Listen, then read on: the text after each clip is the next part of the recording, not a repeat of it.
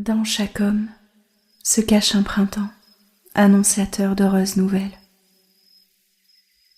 Aussi adepte de vérité, il a en lui le pouvoir de construire ce merveilleux bonheur, tant souhaité par son semblable aux formes féminines. De son expression passée aux divines couleurs, on peut encore en percevoir les traces, lorsque calmé des ardeurs d'un patriarcat en déclin, selon les repères du moment, émerge la beauté d'un germe de perfection, perfection qui ne laisse insensible personne. Drogué cependant par l'ignorance qu'il porte encore, comme la bannière a imposé parfois, il va jusqu'à oublier combien pure la vie lui est confiée, depuis les âges de l'alpha et l'oméga.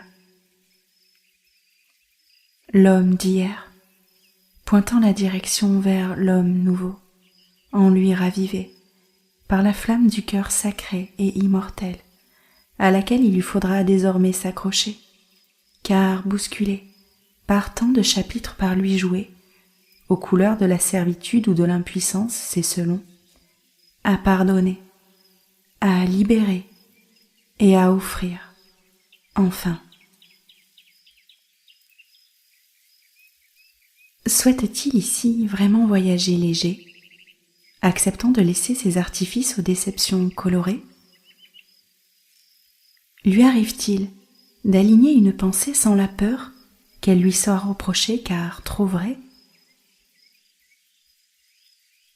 Entre sécurité factice aux règles austères et plaisirs éphémères, donnant, semble-t-il, sens à sa vie, il lui faut rechercher l'essentiel oublié. L'essentiel, ce trésor en lui, à consacrer dans l'adoration sans confondu, par et pour lui-même d'abord, puis par et pour l'autre de lui-même ensuite, afin qu'en l'unité retrouvée, soit la vie honorée, car chaque particule de vie contient tous les royaumes du vivant. Puis-je oser vous nommer bien-aimé, vous qui disposez du plus libre et du plus complet accès à tout ce que la vie est? Puis-je, à cœur ouvert parmi les femmes, je suis venue déposer sur vos vêtements de chair fait homme pour la circonstance, ce joyau qui se fait rare à trouver ou à retrouver, l'amour.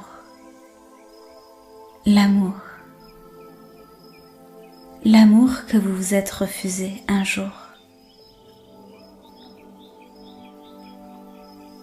Parmi les dieux et les déesses, en une consécration offerte par le regard incliné à tant de beauté, chaque présence s'empresse devant l'autel de ma lumière pour épuiser l'amour, la pureté, la sagesse et le pouvoir de créer, qu'elle se hâte d'acheminer vers tout courant de vie sur la terre.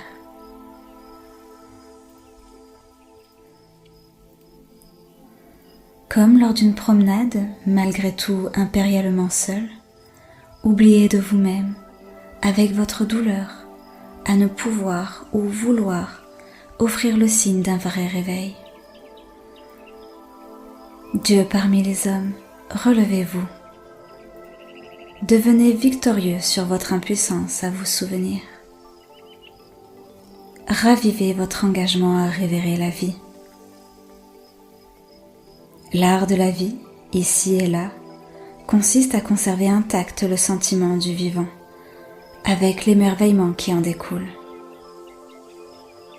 Et si d'aventure vous vous sentez maladroit avec le langage de l'amour, offrez le silence, d'où jaillit l'essence du cœur. Ô bonté, résonne dans le cœur de chacun, afin que d'un pas léger, le fils ou la fille de l'homme entre en la clairière de l'humilité. Mahatmata, mère du monde.